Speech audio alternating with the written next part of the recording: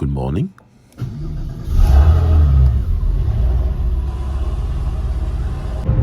It's Sunday, it seems to be sunny, and I'm going to a cars and coffee that is organized by a place called The Essence of the Automobile.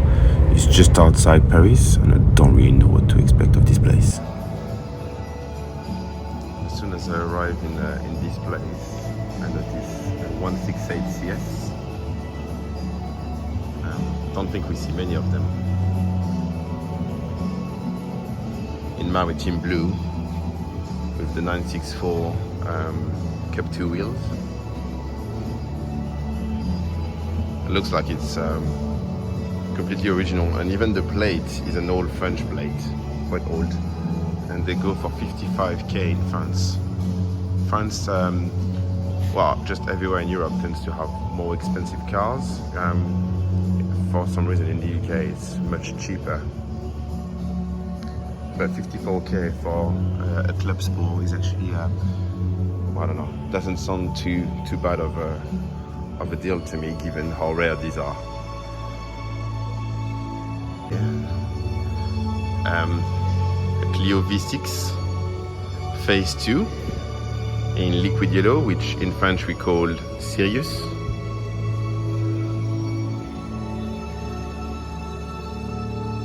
These are fairly rare. 2,800 of them were made. I think a bit more than 1,000 for the Phase 2, and the yellow must be less than 30. I already know 2 people who have got one, and that's the 3rd one I see.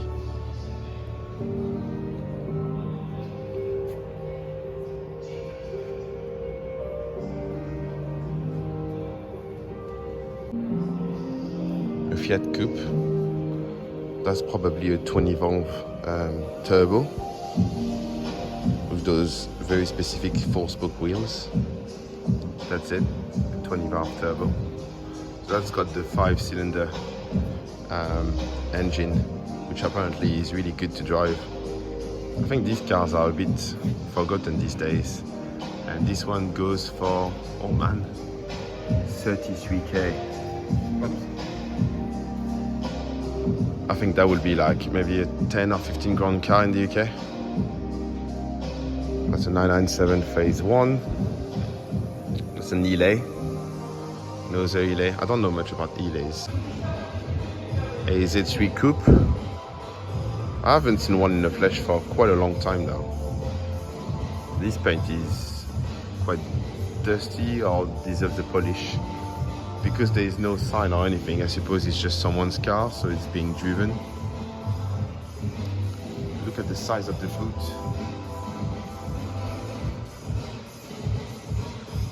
This one's got the 3-liter. Okay. So I think the 3-liter had 218 horsepower at the time, which is plenty. And here 1M. So quite rare. Oh, very rare. 53k. Again, a lot for the UK, but really not a lot when you see what you've got for 53k.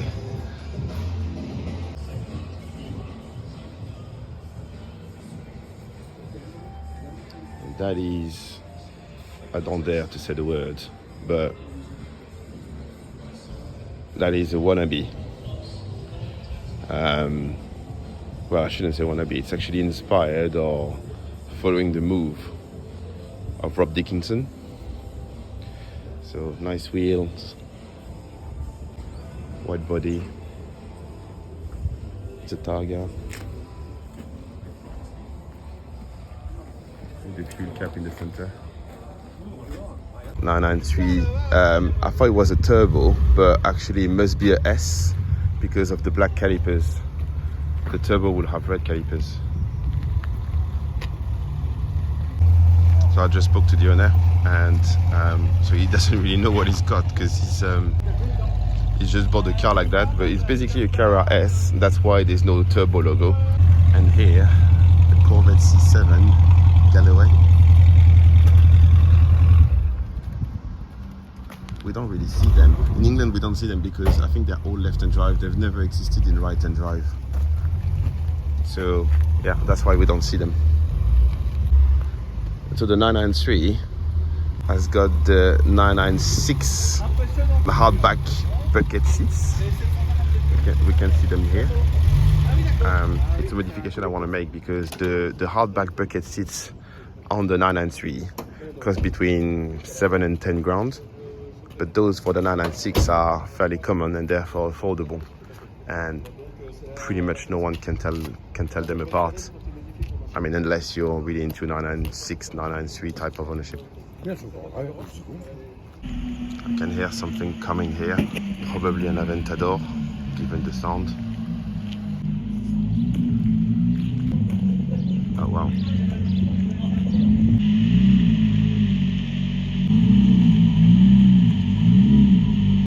$575 Maranello. I really like this car, and a bit controversial, but I prefer the 575 to the 550. People prefer the 550 because it was only available in manual, whereas the 575 was available in both manual and auto, but therefore most of the people, when speccing the car new, spec the car in auto. So 550s have gone up in value way more because of their manualness, but I prefer the 575 with the xenon lights and these wheels. The dashboard as well is different. The front bumper. I think it's quite a forgotten car, and for 100k euros, this is a lot of a car. A V12 replacing, I think at the time it was replacing the Testarossa, so it's not a small thing. Oops. Yeah. Just been talking with the guys from Lotus about the new Emira. In France, this car is advertised at 100k. There's two engines, 4-cylinder and V6, and they're both the same price. So this one, for instance, is the first edition, is 100k euros. In the UK, that would be 85, 90k. But in France, you also have 60k of tax to pay. So the car comes to 160k. This is, I mean, to me, that would be a game changer. I think that's 100% a 100k car, but really not a 160k car. Would I pay 160? Nope. When you see that you can have this for 100k with no tax, with a V12 as opposed to a V6 or a 4-pot. A Fiat Spring, which reminds me of Donald Duck's car, or maybe Wee Wee's car. I don't remember how to say Wee Wee in English.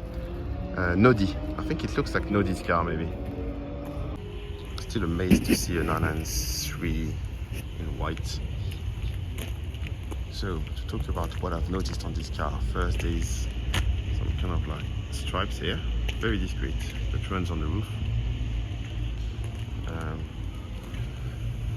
The fog lights have been replaced by those scoops here, which I used to like but I don't like anymore.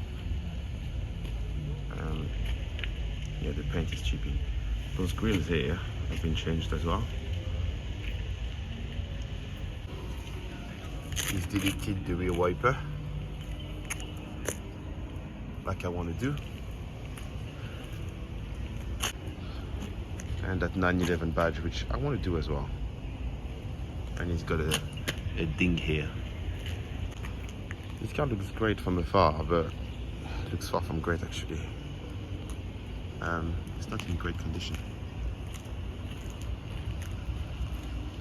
So I spoke to the owner of that. He said that's the only one in France and only two in Europe, in Callaway. So that rear wing is actually from a ZR1, but it's 557 horsepower. That's a lot. And it's got bigger brakes, got more power, and then you can see the compressor going through the bonnet. It's that high that they had to make a hole in the bonnet for the Callaway version.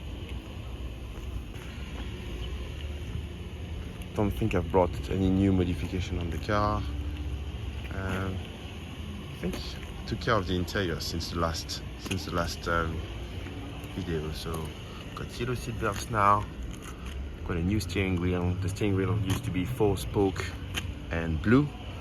I got a steering wheel from a 996 in graphite grey, which I re-dyed in marble grey to match the interior. So instead of going for a blue steering wheel like it used to be, I went for light grey. I think it suits the car. Look at that. There's a Corvette, there's a GS, there's even a C1 here. 4.5 MI16 with a blade Garac. So the Garac is a school in France where they teach people how to become mechanics, but actually real good mechanics, not just, let's say, the average one. It's kind of like how to become an artist at being a mechanic. That must be a short wheelbase 2-liter. Sorry, 2.2 liter. Corvette C3. Right, okay, I've got to go there because probably two of my favorite cars next to each other. Let's start with the Clio Williams. Absolutely perfect, except that it looks like it's got damaged suspension. That's a phase 2, which I, again, controversial, much prefer to the phase 1. And the reason why I much prefer it to the phase 1 is, well, first is because I think it's better looking, but also because I had a Clio phase 2 of that generation. That was actually my first car. So yeah, so the phase 2 has got different tail lights, has got that almost carbon looking trim here. It's versatile. On the inside I don't think there is much difference, and on the front it's just that grille here that is different. And that is a 993, probably turbo, but given the fact that it's got quite a basic interior, I would say maybe a 4S, because very often 4Ss have got the wing. So what is it? We don't know. There's no badge at the back. So is there an intercooler? We can't say. So what is it? What is it? It is a 4S, because the turbos, as far as I remember, all had the white gauge faces. And here's another 993. So this one's a Targa in Arena Red. I can hear some more stuff are coming. There's a 4200 GT. Oh, there's a 456. I really love the 456.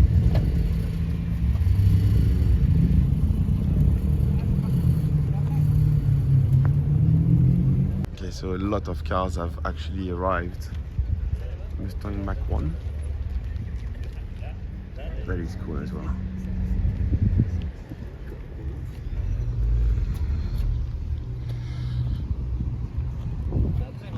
What a fins. 4200 GT.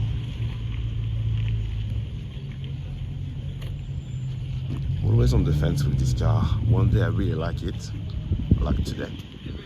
One day I think, who the hell will buy this? This one's a manual gearbox, which is apparently much better than the Cambio Corsa of the days.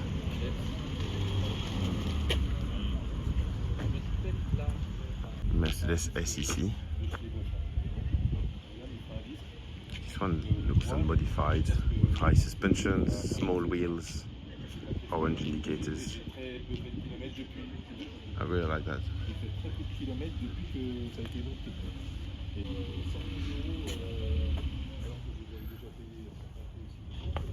Renault 4. French quintessential. 964 phase 2 Cara 4. So we know it's a phase 2 because of the cup mirrors and the cup 2 wheels, cup 1 wheels, sorry, cup 1. And basically, if you change those on a 964, let's say you've got a phase 1 and you change the wheels and the mirrors and the steering wheel as well, then no one will know that you've got a phase 1. Short wheelbase. Oh,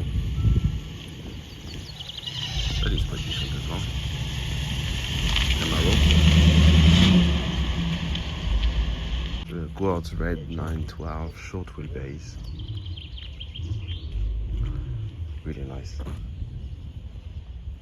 So there is actually 3 car parks. One's for the supercars that are kind of like show off, and one's for the normal cars, and everybody should be included. Oh, the 355 is amazing. I absolutely adore the 355.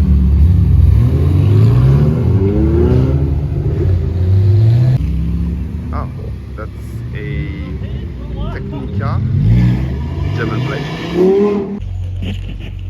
So the F355 I saw arriving early on with black plate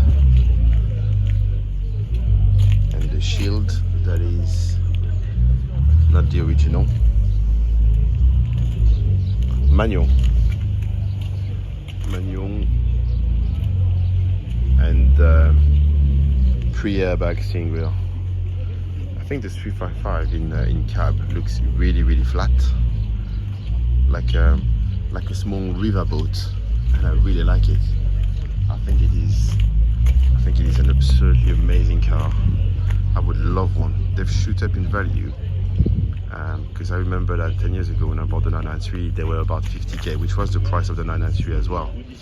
And today they are around, I think 120, something like that in France.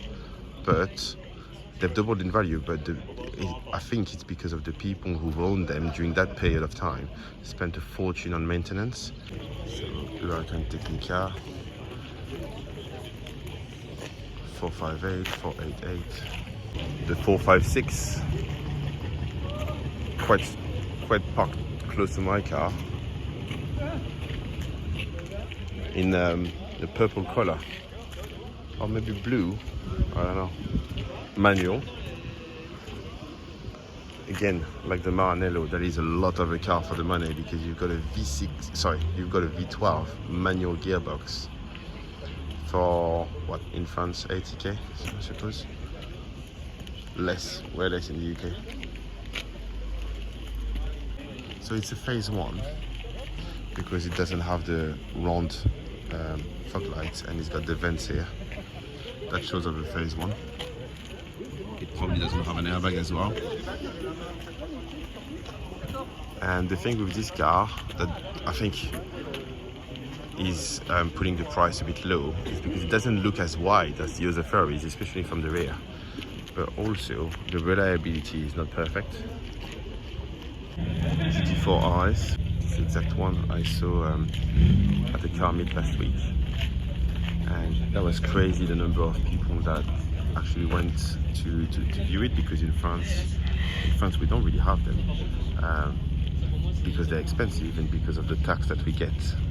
So that would probably fetch a 60 grand tax just on top of the car, which doesn't add to the value of the car. So the day you resell it, then you can't get those 60 grand back. So as far as I know, in France, the day you buy this, you just fork with 60 grand that you will never have back.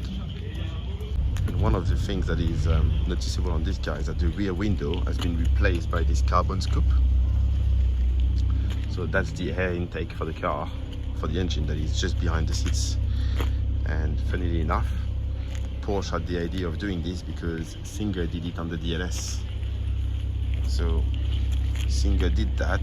It doesn't change the shape of the car. It's got amazing engineering function. So Porsche decided to do it. I found that quite amazing to see that a big manufacturer like Porsche gets ideas from, well, not even small manufacturers, but a small group of people like Singers are. 996 turbo, just parked away, probably not even part of the event, and I really like it.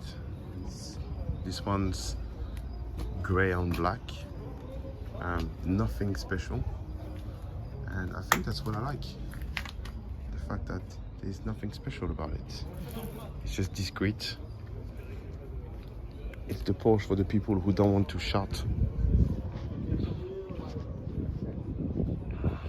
Here the Aventador SVJ. Everybody's attracted by this because in France we don't really see these kind of cars. They're, well, sometimes in Paris we see them because there's a lot of money in Paris, but just outside Paris, no, we don't. Look at the size of those calipers and the size of the discs compared to the wheel. Would love to own one without all those decals, just to live in the living room, because I think it's a beautiful piece of engineering. It really looks like a fighter jet. But is it a driver's car? I don't know. I've never tried one, obviously, but I don't really think it is a driver's car. So I'm gonna go, and this lovely couple, they're from England. They've been talking to me, and then the guy next to me is taking the roof off his Callaway. Right, so I'm gonna go.